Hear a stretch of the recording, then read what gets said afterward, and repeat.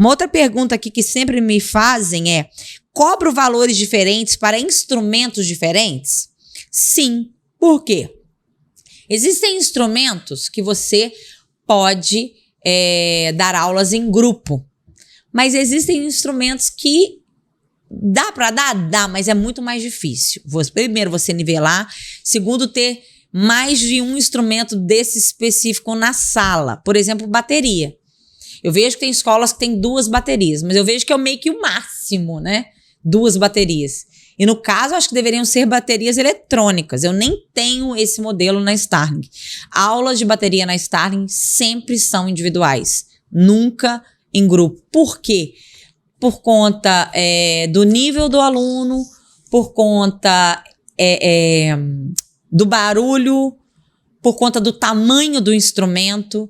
Então, é muito difícil dar aulas de bateria em grupo. Eu sei que tem escolas que praticam em duplas, que eu acho que é o modelo menos complicado em dupla, mas você tem que ter um bom espaço para ter 2 baterias.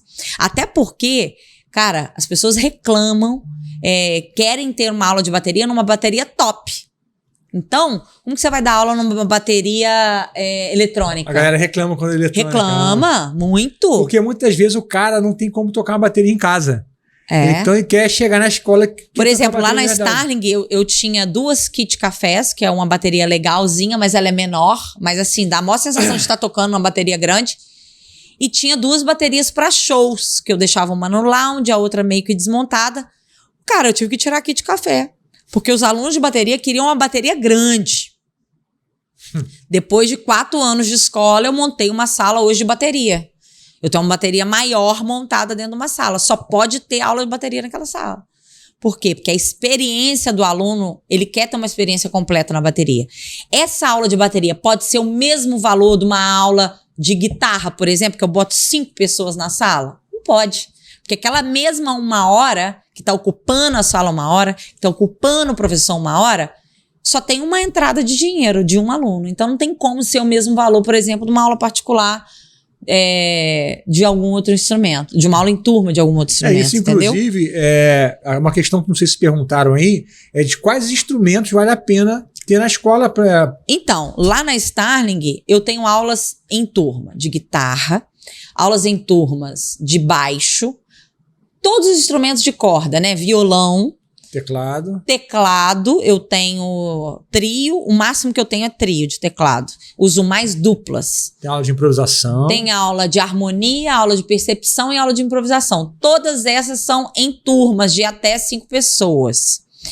Com exceção de teoria, que cabe mais, né? Teoria eu tenho uma sala lá que vai até 13 pessoas. Aí tem questão de nivelamento, enfim. Os valores de aulas em turma para esses instrumentos é o mesmo.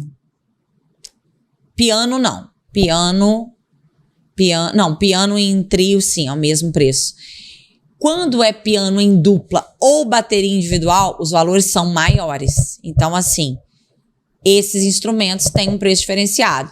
E aí, por exemplo, eu quero fazer um valor promocional, mas como fazer um valor promocional, por exemplo, de bateria, né? Que eu não posso vender mais de um aluno. Vejo os horários disponíveis, o horário que ninguém procura, por exemplo, segunda-feira, 9 horas da manhã, ou sexta-feira, 6 horas da tarde, ou sexta-feira de manhã. Normalmente, os horários da manhã na Starling são mais vazios, então são horários promocionais. Por que promocionais? Porque é uma vantagem para quem contrata, ele quer pagar um pouco mais barato, mas ele vai se adequar num horário que não tem muita procura. Então, eu tenho como fazer, por exemplo, uma aula de bateria, que se eu cobrasse R$600 por mês a aula de bateria, se ele fizer no horário, por exemplo, da manhã, sai por 450. Uma mega vantagem para ele e é uma vantagem para mim que não estava com aquele horário ocupado. Então, todo mundo acaba ganhando, né? Sim. Mas a questão qual que é outro ponto que a gente tinha botado? Também tem uma questão seguinte, vale a pena dar aula, por exemplo, de violino? Por que a gente não tem aula de violino? Por que a gente não tem aula de cavaquinho, por exemplo? Por que a gente não tem aula de percussão, né? As pessoas perguntam isso. Eu tenho essa resposta. Você tem? Eu tenho. Para a escola física? Tenho.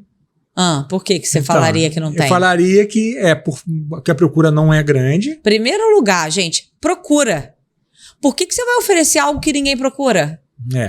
Você vai manter um professor que o cara vai ficar até desestimulado, né? O que pode acontecer existe uma procura por um certo instrumento menor e você tem, por exemplo, professores que são multi-instrumentistas capazes de atender mais de um instrumento, né? Exatamente. Mas, por exemplo, vamos dizer, gaita. Em 8 anos de Starling, eu tive acho que 2 procuras para gaita. Violino. Violino, que eu saiba, nunca tive. Não, já procuraram já. Que eu saiba, Sim. nunca tive. Violino, porque a gente se coloca também nas redes sociais como uma escola popular e não uma escola erudita. Aham. Normalmente, a pessoa que quer fazer violino, ela já procura um conservatório. Mas assim, já rolou a gente procurar cavaquinho ali. Cavaquinho, umas 3, 4 vezes, em 7, 8 anos. Percussão, às vezes. Também Nunca peguei. Então, mas o que acontece, né? É questão do público-alvo também. Uhum. Você abrir na escola, não tem como você abordar tudo. Não tem como, fatalmente, instrumentos ficarão de fora. Não tem jeito. Quem quer abordar muita coisa, Agora, acaba então, se ferrando. Eu acho também uma boa, por exemplo, tem aqui no Rio uma escola só de bateristas e percussionistas. Sim. Olha só, ela super nichou. Ela é uma escola de música, mas é uma escola de bateria e de percussão. Ela não pega nenhum outro instrumento. Que, inclusive, em termos de mídia social, até é mais fácil trabalhar. Muito né? mais fácil trabalhar e ela meio que vira referência, porque ela fala só daquilo, né? Sim. Então, acho que nichar realmente é interessante. Obviamente, não tem como super nichar numa escola como a nossa, porque é uma escola que eu tenho 13 salas, eu tenho espaço para ter outros instrumentos que não só guitarra. Já foi uma escola de guitarristas, por conta do Matheus ser guitarrista, o dono ser guitarrista. Mas acabou crescendo, porque eu tenho excelentes profissionais e professores comigo, acabaram crescendo em outras áreas. Hoje eu tenho muita procura por piano, por exemplo. Muita procura por piano. Se eu não me engano, eu tenho 3 professores de piano, né? Então, um horário semana inteira, cheio. Então, é uma escola que é mais voltada para instrumentos populares.